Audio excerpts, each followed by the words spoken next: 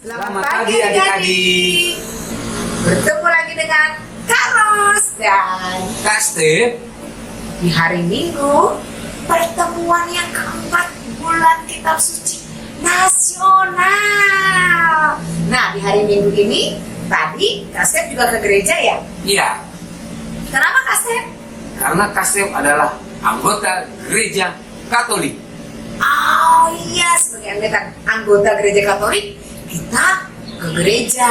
Tapi Kak Step bukan hanya gedung saja yang gereja ya Kak Step ya? Ya, kita adalah tubuh Kristus juga. Kita juga tubuh Kristus. Dan kepala gereja adalah Kristus sendiri. Oke, kita mau nyanyi hari ini hari apa sih? Hari ini harinya Tuhan. Hari ini harinya Tuhan, harinya Tuhan. Mari kita bersukaria, bersukaria. Hari ini harinya Tuhan, mari kita bersukaria. Hari ini, hari ini harinya Tuhan.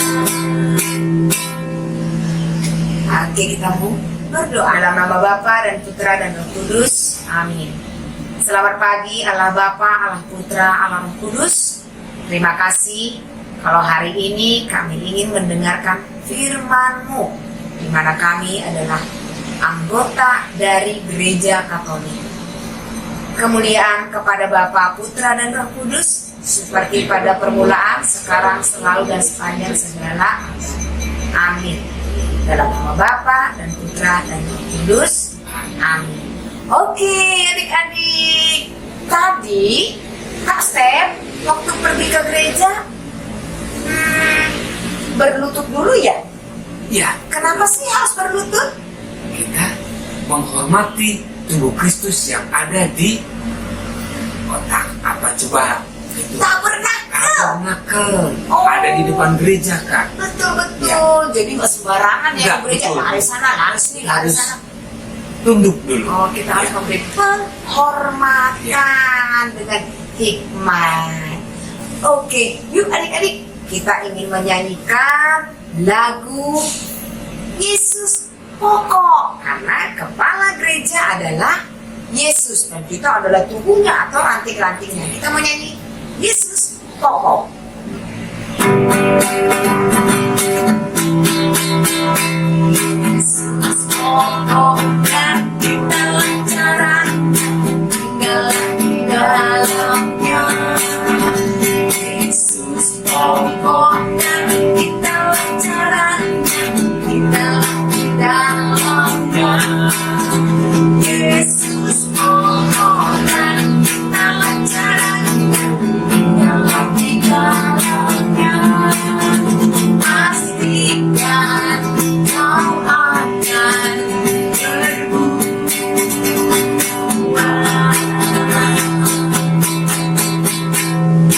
Yesus cintaku, ku cinta kau, ku cinta dia. Yesus cintaku, ku cinta kau, ku cinta dia. Yesus pokok dan kita lancaran, tinggallah di dalamnya. Yesus pokok dan kita lancaran, tinggallah di dalamnya. Yesus pokok dan kita lancaran, tinggallah di dalamnya. Pastikan kau akan berubah.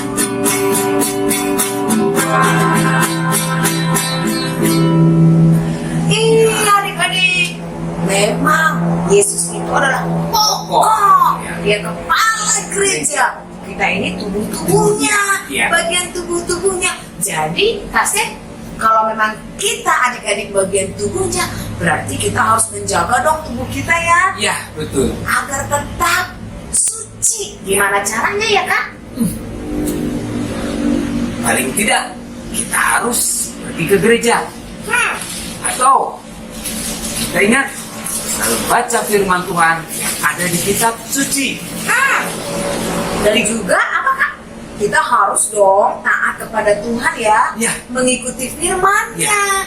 hidup sejalan dengan firman Tuhan. Iya, Betul nggak Kak? betul. Oke adik-adik, kalau begitu kita ingin mendengarkan firman Tuhan dong.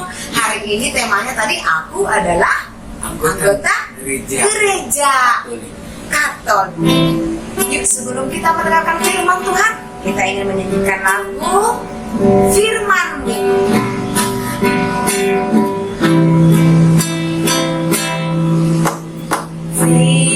Firman-Mu hikmah bagi kakiku, terang bagi jalanku.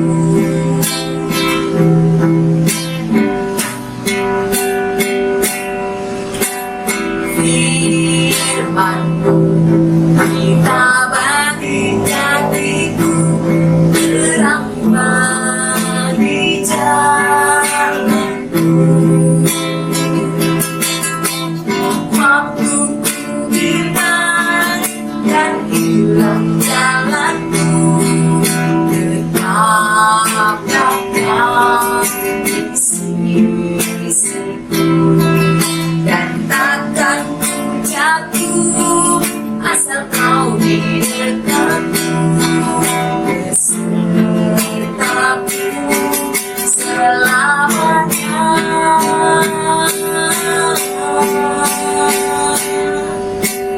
Firman-Mu kita bagi kakiku, terang bagi jalanku. Ayo adik-adik, kita mendengarkan sabda Tuhan. Adik-adik, sudah siapkan Alkitabnya? Pagi ini kita akan membaca dari Kisah Para Rasul bab 2 ayat 37 sampai dengan 47. Yuk kita baca. Ketika mereka mendengar hal itu, hati mereka sangat terharu.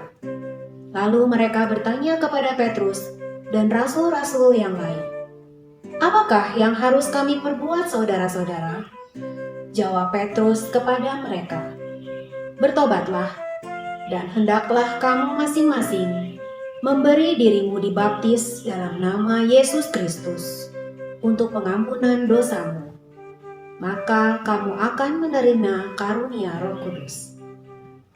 Sebab bagi kamulah janji itu, dan bagi anak-anakmu, dan bagi orang yang masih jauh, yaitu sebanyak yang akan dipanggil oleh Tuhan Allah kita." Dan dengan banyak perkataan lain lagi, ia memberi suatu kesaksian yang sungguh-sungguh, dan ia mengecam dan menasihati mereka. Katanya, "Berilah dirimu diselamatkan dari angkatan yang jahat ini." Orang-orang yang menerima perkataannya itu memberi diri dibaptis, dan pada hari itu jumlah mereka bertambah kira-kira 3.000 jiwa. Mereka bertekun dalam pengajaran rasul-rasul dan dalam persekutuan, dan mereka selalu berkumpul untuk memecahkan roti dan berdoa. Maka ketakutanlah mereka semua, sedang rasul-rasul itu mengadakan banyak mukjizat dan tanda.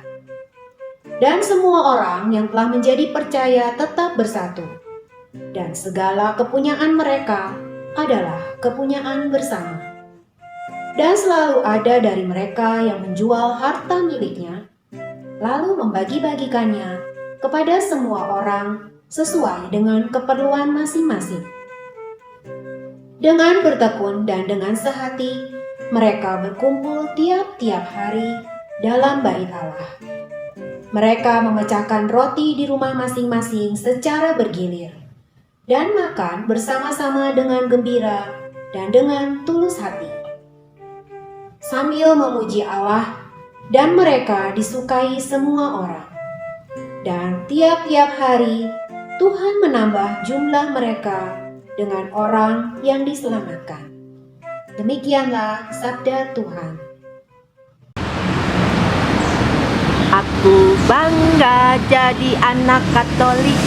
Aku bangga jadi anak Katolik. Aku bangga jadi anak Katolik. Aku sangat bangga jadi anak Katolik.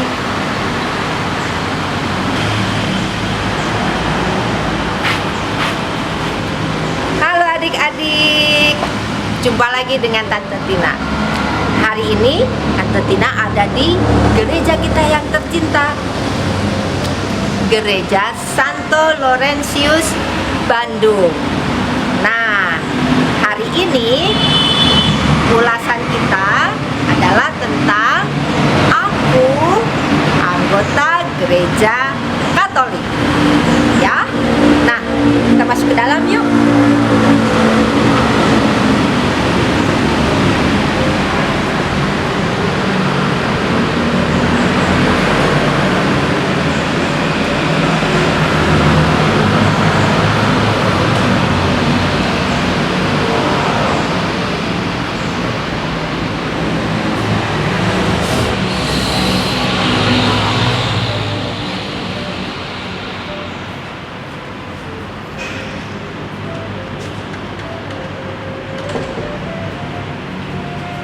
Adik-adik, kalau adik-adik lihat gambar ini, adik-adik tahu dia siapa? Ya, Bapak polisi. Ya. Nah, kalau adik-adik lihat ini, adik-adik tahu ini orang dari mana? Ya, dia dari Jepang. Ya, kita tahu Bapak tadi polisi karena Bapak tadi memakai baju polisi.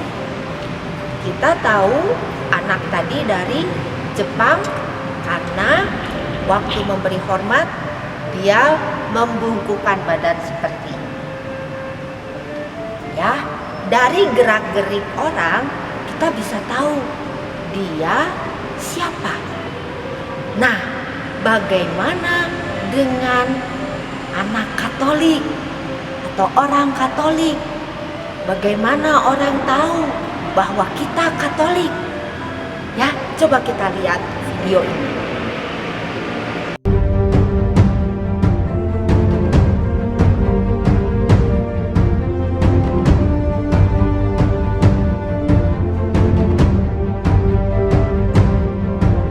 Luar biasa Jonathan Christie. Indonesia memenangkan game pertandingan pertamanya Jojo di itu. Ciri-ciri orang Katolik yang paling terlihat adalah dari tanda kemenangan yang kita buat, yaitu tanda salib. Dalam nama Bapa, dalam nama Putra, dan dalam Roh Kudus. Amin, amin, amin. Apalagi? Ya, ciri-cirinya yang lain adalah kita berdoa rosario. Ya. Nah, sekarang kita lihat ada apa di dalam gereja Katolik yang membedakan gereja ini adalah gereja Katolik. Di dalam gereja Katolik pasti ada salib. Salib di dalam gereja Katolik ada wujud Yesus yang tersalib. Wujud Yesus yang tersalib disebut korpus. Selain itu ada tabernakel. Di dalam tabernakel tersimpan tubuh Yesus yang berupa hosti. Lalu ada altar.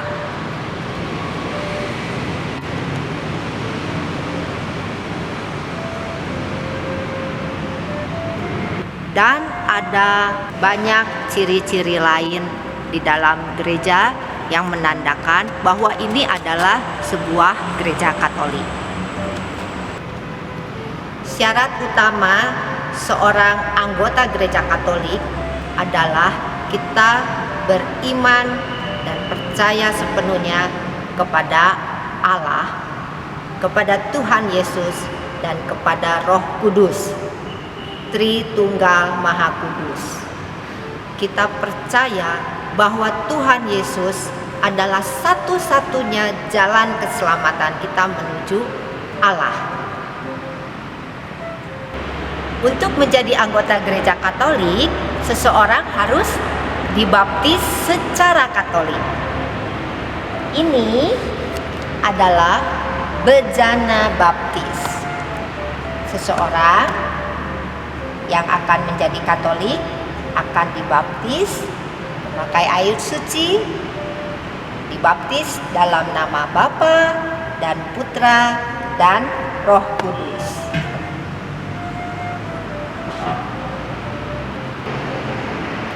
Tante Tina yakin sebagian besar dari adik-adik waktu bayi sudah dibaptis ya. Tapi mungkin ada beberapa dari kita yang belum dibaptis. Nanti ada saatnya kalian juga akan dibaptis. Adik-adik yang sudah dibaptis, nanti waktu sudah agak besar, kalian sudah umur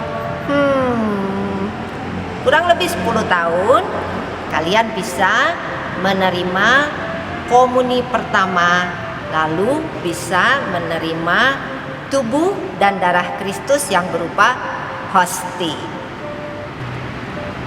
Tadi di dalam bacaan kitab suci diceritakan mengenai jemaat Kristus yang pertama, ya. Nah, apa yang harus dilakukan supaya menjadi anggota jemaat pada saat itu? Sama seperti saat ini, ya. Seperti tadi sudah disebutkan, kita harus bertobat, kita harus percaya kepada Tuhan Yesus, bahwa Tuhan Yesuslah yang menyelamatkan kita dan satu-satunya jalan keselamatan. Ya. Nah, selain itu masih sama seperti hari ini, jemaat-jemaat yang pertama juga bertekun dalam pengajaran. Mereka mendengarkan pengajaran dari Santo Petrus dan rasul-rasul yang lain. Kalau kita, bagaimana kita bisa belajar? Kita belajar juga dari Alkitab, dari kitab suci. Jemaat yang pertama juga selalu berkumpul dan bersekutu, berdoa bersama, seperti kita mengikuti misa. Lalu mereka juga sewaktu berkumpul memecahkan roti disebutkan. Kalau kita sekarang melakukan Ekaristi, ya, mereka juga selalu memuji Allah.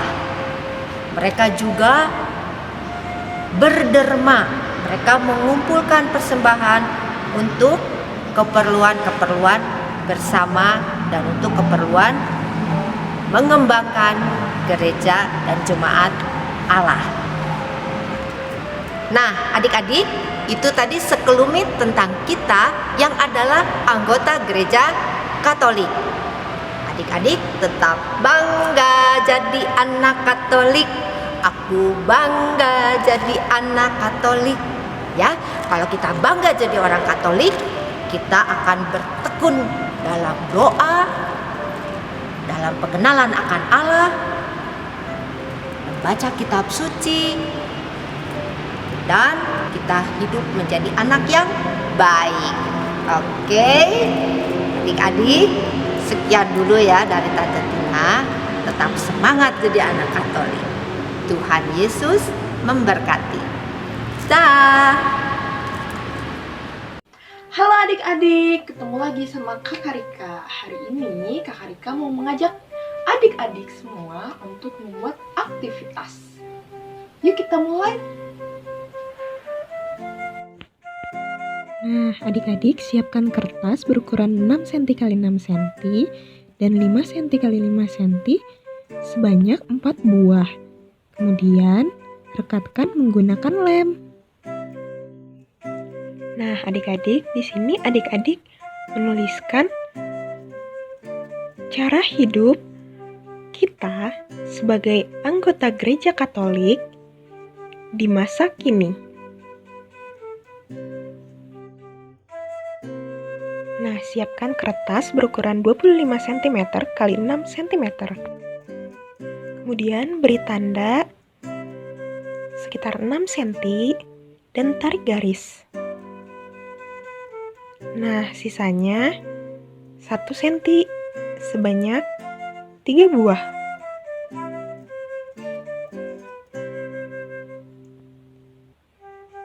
Kemudian tarik garis lagi.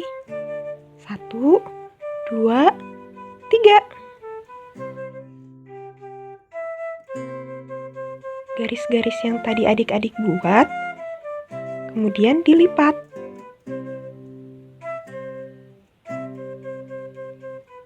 Seperti ini.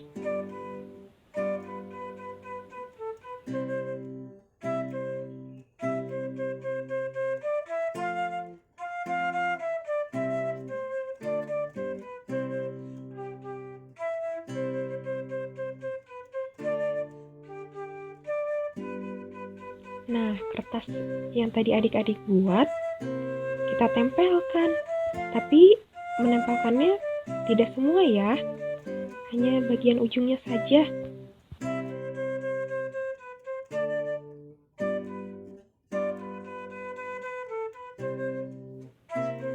Nah, setelah selesai, sisa kertas tadi kita lipat ke arah belakang ya. Kemudian kita siapkan kertas berukuran 12 cm x 2 cm. Nah, kita taruh di bagian belakang seperti gambar. Jangan lupa dilem ya adik-adik. Nah, sisa kertas tadi kita gunting. Cara memainkannya seperti video ini ya adik-adik. Jadi selesai. Hai adik-adik, saatnya kita tantangan. Siapa hayo yang kemarin sudah melakukan 2 tantangan? Kalian hebat semua. Sekarang kakak akan memberikan tantangan yang ketiga. Apa ya tantangannya? Kali ini kakak akan mengajak adik-adik untuk menebak gambar. Ada 5 gambar yang akan kakak berikan. Semuanya adalah tokoh-tokoh Alkitab yang terkenal. Adik-adik tinggal menebak siapa ya tokoh tersebut. Nah, kirimkan jawabannya melalui Instagram Bina Iman Anak Laurentius atau melalui nomor handphone dari kakak-kakak yang kalian punya. Kita perhatikan ya 5 gambar tersebut.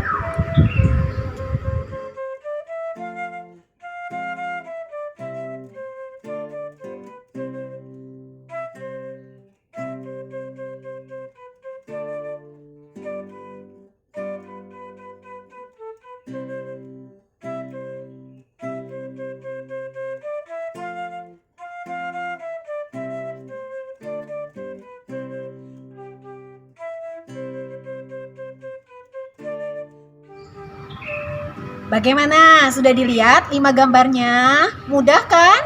Yuk, cepetan kirimkan jawabannya ke alamat yang tadi sudah kakak beri. Ditunggu ya sampai hari Rabu pukul 23.59. Ditunggu ya. Oh iya, satu lagi. Kalau adik-adik yang ingin memberikan persembahan, boleh silahkan transfer ke rekening berikut ini. Terima kasih ya adik-adik. Tuhan Yesus memberkati. Nah adik-adik, hari ini adalah hari terakhir bulan Kitab Suci Nasional. Tetapi apakah setelah berakhir bulan Kitab Suci Nasional, Kak Sep, kita tidak membaca lagi Kitab Suci? Oh, tidak. Justru kita harus tetap berlanjut baca Kitab Suci Setiap hari. Oke? Jadi adik-adik jangan lupa ya, setelah ini tetap membaca Kitab Sucinya. Dan satu lagi adik-adik, Jangan lupa untuk mengikuti tantangan minggu ini ya. Dan kirimkan paling lambat hari Rabu. Ayo Kasih, kita tutup dengan doa. Dalam nama Bapa dan Putra dan Roh Kudus. Amin.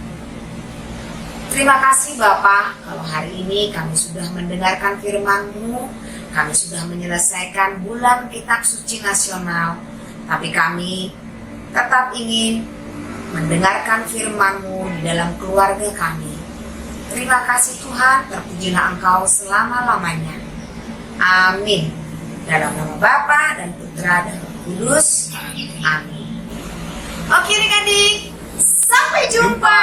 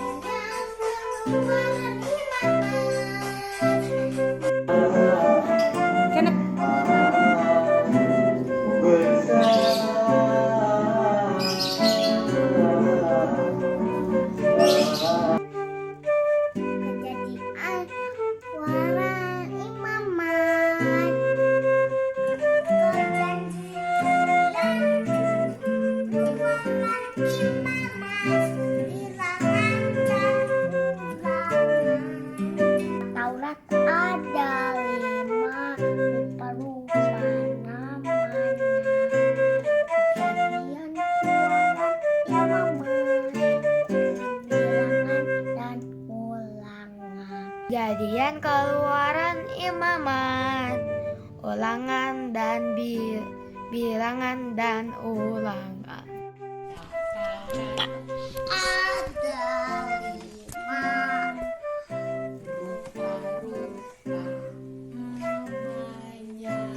Kejadian Keluaran Imamat, Bilangan dan Ulangan.